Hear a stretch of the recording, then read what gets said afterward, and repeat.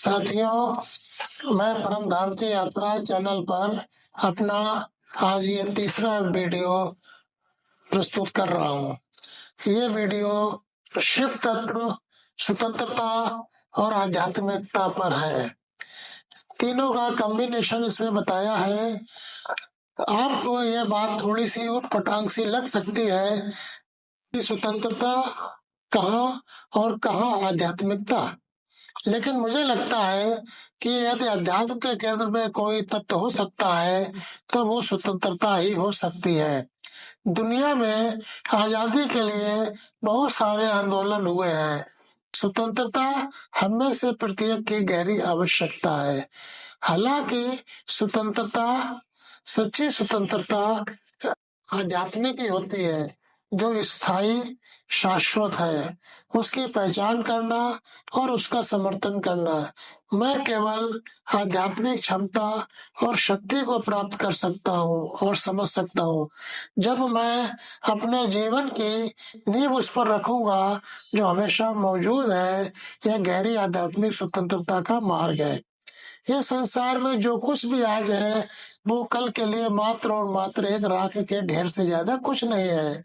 अतः राख ही प्रत्येक वस्तु का सार है और इसी सार तत्व को भगवान शिव अपने शरीर पर धारण करते हैं। भगवान शिव की भस्म कहती है कि किसी भी वस्तु का अभिमान मत करो, क्योंकि प्रत्येक वस्तु एक दिन मेरे समान ही राख बन जाने वाली है। अगर मैं इस दुनिया में किसी भी अस्थायी चीज को पकड़ कर रखता हूँ तो जिस पर मैं निर्भर हूँ वो अंततः मुझे किसी न किसी रूप में दुख और दुख का कारण बनेगी। स्वतंत्रता का अर्थ है कि स्व का तंत्र, यानी मेरी अपनी प्रणाली, मेरा अपना तरीका, मतलब मेरा अपना तंत्र। इसी को गीता में भगवान श्री कृष्ण ने कहा है कि दूसरे के धर्म का पालन करने से बेहतर है स्वधर्म का पालन करते हुए नष्ट हो जाना है। यह स्वधर्म ही तो स्व का तंत्र है। गीता में श्री कृष्ण जी का धर्म हिंदू, मुसलमान, ईसाई का नहीं है, बल्कि प्रकृति का वो धर्म है जो प्रकृति ने अपनी हर एक रचना को दिया हुआ है। और प्रकृति की जितनी भी रचनाएं हैं सभी एक दूसरे से भिन्न है। यहाँ तक कि यदि आप एक ही पेड़ के दो फल एक ही समय में तोड़कर बारी बारी से खाएं तो उनके स्वाद में भी फर्क महसूस हो जाएगा, क्योंकि इन दोनों ही फलों का तंत्र अलग अलग है। भले ही उनको रस पहुंचाने वाली जड़ें एक ही है और भले ही उन जड़ों को रस देने वाली जमीन भी एक ही है। यहीं पर बात आती है स्वतंत्रता और अध्यात्म की। अध्यात्म का प्रथम चरण यह है कि यदि कोई यह चाहता कि मैं अपनी प्रणाली के अनुसार काम करूं, लेकिन विडंबना यह है कि दूसरा भी हमारी अपनी प्रणाली के अनुसार काम करे। यह कोई नहीं चाहता। दूसरों से हम उम्मीद करते हैं कि उसकी प्रणाली हमारे अनुसार हो, वो काम हमारे तरीके से करे, और जैसे ही उससे हमें अपेक्षा करने लगते हैं वैसे ही हमारी अपेक्षा धीरे धीरे उसकी स्वतंत्रता का अपहरण करने लगती है।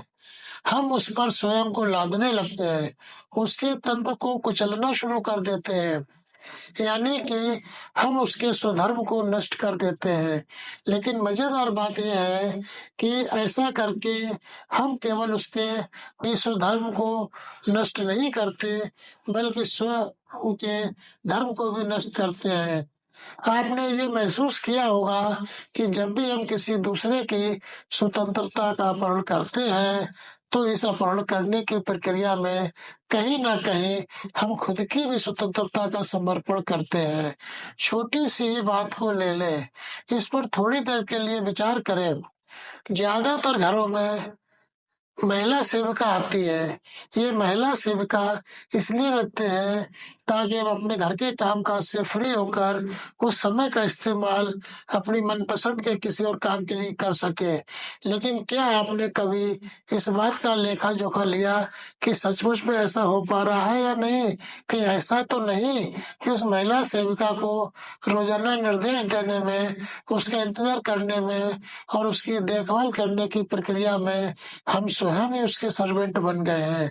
हथकड़ी तो हथकड़ी ही होती है, फिर चाहे वो सोने की ही बनी हुई क्यों ना हो। सर्वेंट तो सर्वेंट ही होता है, फिर चाहे वो महिला सेविका हो या लार्ड सर्वेंट हो, इससे क्या फर्क पड़ता है।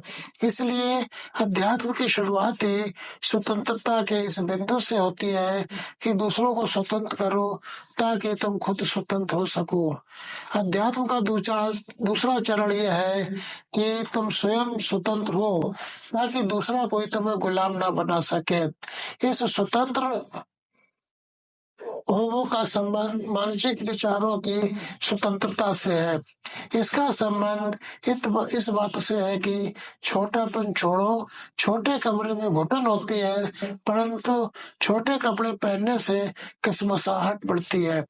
जहाँ भी छोटापन होगा वहाँ परेशानी होगी, जहाँ छोटे विचार होंगे वहाँ घुटन होगी, जहाँ घुटन होगी वहाँ सूखा तंत्र काम कर ही नहीं सकता।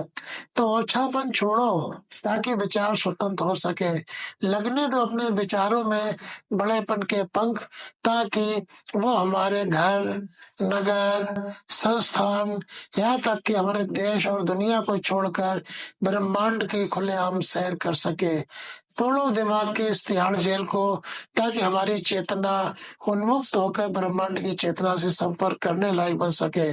स्वतंत्रता का तीसरा चरण अध्यात्म की स्वतंत्रता है। जब हम दूसरे चरण को पा लेते हैं तब आत्मा की शक्ति जागृत होती है।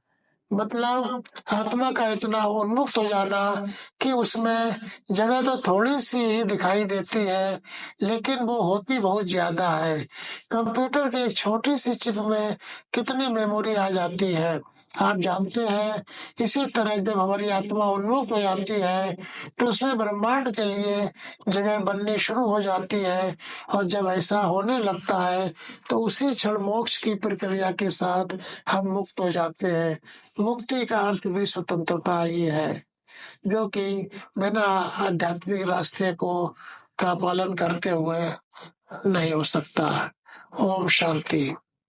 भाइयों, हमारा ये वीडियो पसंद आया हो और आपको भविष्य में अपने आध्यात्मिक जानकारी को मेरे वीडियो द्वारा बढ़ानी हो और जानकारियां प्राप्त करनी हो तो हमारे इस चैनल को सब्सक्राइब करिए और भविष्य में देखते रहिए।